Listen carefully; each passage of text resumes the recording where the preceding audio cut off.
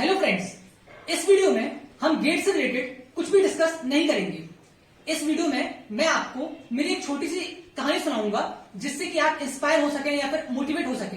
इसमें हम कुछ भी एक्स्ट्रा नहीं बताएंगे, जो मैंने फील किया मैं बस वही आपको बताना चाहता हूँ।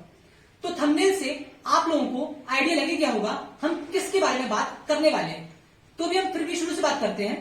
तो बात है 10 जून की। हमारा कोप्स में फर्स्ट राउंड का रिजल्ट आने वाला था। अब आप सोच रहे होंगे ये कोप्स क्या होता है, तो इसके लिए आपको एक सेपरेट वीडियो मिल जाएगी। फिलहाल मैं आप लोगों को बता देता हूँ। कोप्स के थ्रू गेट स्कोर कार्ड पे जितने भी डिफरेंट कॉलेजेस हैं उनकी काउंसलिंग होती है और फिर आपको कॉलेजेस अलॉट होते हैं। इस साल 10 जून को कोप्स के फर्स्ट राउंड का रिजल्ट आने वाला था। तो बात 9 जून की है। रात में मेरे दोस्त का फोन आया और उसने बताया कि आईआईसी बेंगलुरु के रिजल्ट आ गए हैं। इसका मतलब आईआईसी बेंगलुरु में एक दिन पहले ही रिजल्ट डिक्लेयर कर दिए थे। आईआईसी बेंगलुरु में मैंने कंप्यूटेशनल एंड डेटा साइंस के लिए अप्लाई किया था। एक्चुअली इस ब्रांच में हमारे डिपार्टमेंट में सीट मिलना बहुत ही मुश्किल होता है और हमारे डिपार्टमेंट में अभी इस ब्रांच में कोई सिलेक्ट हुआ भी नहीं था। तो मुझे चांसेस बहुत कम ही लग रहे थे कि मुझे ये ब्रांच अलॉट हो पाएगी। तो फिर मैंने रिजल्ट देखा। मेरी बहन ने बोला कि यही बैठ के देख लो, तो मैंने बोला इसकी बात मान लेते हैं, शायद रिजल्ट अच्छा हो जाए। तो फिर उसने बोला कि लॉग इन करो, तो फिर मैंने लॉग इन किया और फिर मैंने रिजल्ट देखा तो मुझे ये ब्रांच अलॉट हो गई थी। सबसे पहले तो मुझे बिलीव ही नहीं हुआ कि मुझे ये ब्रांच मिल गई है, क्योंकि ऐसा लग नहीं रहा था कि मुझे ये ब्रांच मिल पाएगी। फिर मुझे ब्रांच अलॉट हुई।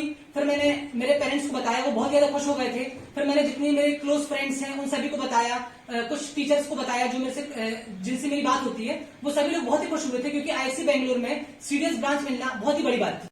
तो अगले दिन कोप्स के फर्स्ट राउंड का रिजल्ट आया और मुझे बिलीव ही नहीं हुआ कि मुझे 4 आईआईटी से कॉल आए थे, वो भी इंडिया की top most IITs, IIT Bombay, IIT Delhi, IIT Kharagpur and IIT Kanpur. और उसके बाद मुझे एमबीए का top most college neat Bombay से भी कॉल आया था। तो अब मुझे मेन डिसाइड करना था कि मुझे किसको सिलेक्ट करना है, आईआईसी बेंगलुरु को या फिर आईआईटीज को या फिर नीटी को। जब मैं प्रिपरेशन कर रहा था तब मेरे ड्रीम कॉलेज तो आईआईटी बॉम्बे था और आईआईसी बेंगलुरु था। आईआईटी बॉम्बे में मुझे जो ब्रांच चाहिए थी वो थी आईयूआर, इंडस्ट्रियल एंड ऑपरेशन रिसर्च, और आईआईसी बेंगलुरु में कंप्यूटेशनल एंड डेटा साइंस। मुझे आईआईसी बेंगलुरु में मेरे मन की ब्रांच मिल गई थी, लेकिन आईआईटी बॉम्बे में मुझे वो वाली ब्रांच अलॉट नहीं हो पाई थी। फिर भी मैंने उस दिन अपने सीनियर्स से, टीचर्स से और मैंने खुद नेट पर रिसर्च करी और मुझे यही पता लगा कि आईआईसी बेंगलुरु ही बेस्ट कॉलेज है और उसमें मुझे बेस्ट ब्रांच अलॉट हुई है। तो इसलिए मैंने आईआईसी बेंगलुरु को ले लिया। ये मेरी लाइफ का बहुत ही बड़ा अचीवमेंट था। थ्रू आउट द डे मुझे कॉल्स आ रहे थे, मैसेजेस मिल रहे थे, मेरे क्लासमेट्स के, जूनियर्स के, मेरे प्रोफेसर्स के, टीचर्स के, सभी लोग मुझे विशेष कर रहे थे और मैं बहुत ही ज्यादा खुश था। घर वाले बहुत खुश थे और जितने भी रिलेटिव्स थे, हमारे समाज वाले थे, वो सभी लोग बहुत खुश थे। मैं ऐसा बोल सकता हूँ कि जैसे कि अगर आपने नायक मूवी देखी होगी, उसमें अनिल कपूर को एक दिन के लिए प्राइम मिनिस्टर बनने का मौका मिलता है, तो ये वैसी कुछ फीलिंग थी। मतलब कि आपको सुपरस्टार बना दिया गया हो, आप अपने सोशल मीडिया अकाउंट चेक करेंगे तो आपको इतने विशेष मिलेंगे जितने कि आपको कभी बर्थडे में भी आपको नहीं मिले होंगे।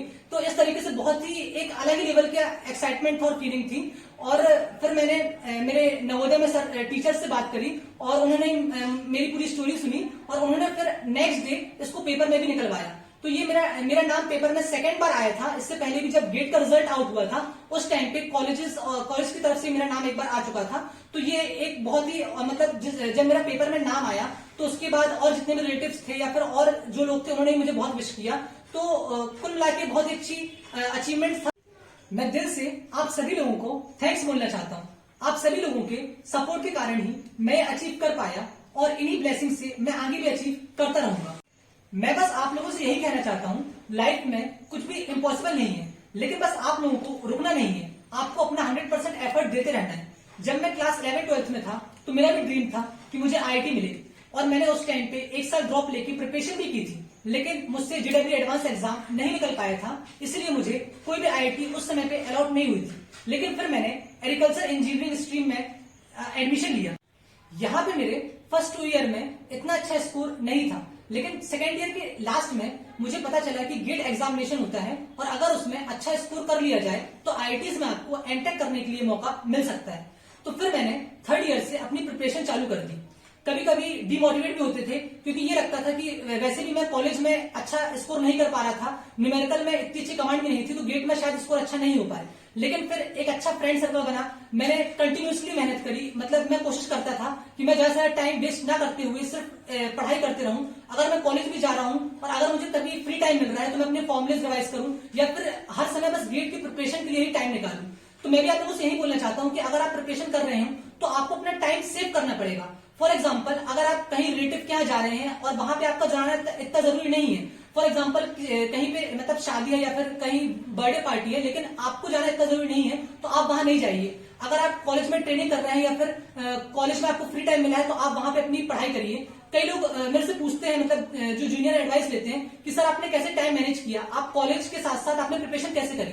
तो मैं ये बोल सकता हूँ कि आप अगर आप कॉलेज भी अगर आपका कॉलेज भी चल रहा है तो आप सुबह जल्दी उठिए, आप सुबह 2 घंटे पढ़ सकते हैं। कॉलेज से आने के बाद आप रेस्ट लेके फिर 2-3 घंटे पढ़ सकते हैं। तो अगर आप कॉलेज भी जा रहे हैं तो आप उस दिन भी एक्स्ट्रा 5 से 6 आवर स्टडी कर सकते हैं। तो बस मैं ये कहना चाहूंगा कि आप कंटिन्यूअसली मेहनत करते रहें, आप रुके नहीं, और आप देखेंगे धीरे धीरे आप इंप्रूव करते जाएंगे और आपको अपना गोल अचीव हो जाएगा।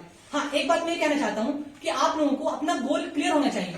जब मैं प्रिपरेशन कर रहा था तो मेरा एक गोल था कि मैं टॉप 10 में आऊंगा और मुझे आईआईटी बॉम्बे चाहिए या फिर आईआईसी बेंगलुरु चाहिए। मतलब मैंने एक गोल फिक्स करके रखा था कि मुझे कॉलेज चाहिए ही है और मुझे इतना स्कोर करना पड़ेगा। मैंने जो फॉलो किया, मैं बस यही बताना चाहता हूँ, never compete with anyone, just compete with yourself. आप किसी से कंपटीशन मत करिए, आप खुद से कंपटीशन करते रहिए। फॉर एग्जाम्पल, अगर आज आप 6 आवर्स पढ़ रहे हैं तो आप कोशिश करिए कि अगले दिन आप 6.5 घंटे पढ़ें या फिर और ज्यादा पढ़ें। अगर आपके इस पेपर में 50 मार्क्स आ रहे हैं तो आपको अगली बार और मेहनत करनी है जिससे आपके ही मार्क्स 55 हो, 60 हो। अगर आप दूसरों से कंपटीशन करके देखते रहेंगे कि आपको फिर ऐसा लगेगा कि मैं भी बहुत नीचे हूं, मेरे और भी बहुत कॉम्पिटिटर है, कॉलेज में बहुत कॉम्पिटिशन है, फिर ऑल ओवर इंडिया में कॉम्पिटिटिव एग्जाम उसमें बहुत कॉम्पिटिशन मिलेगा।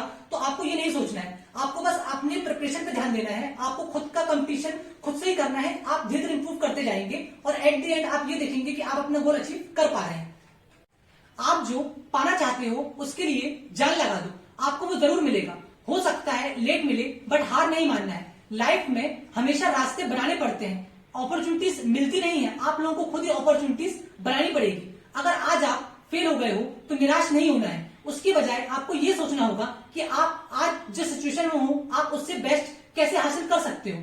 आपको अपने कंफर्ट जोन से बाहर निकलना होगा।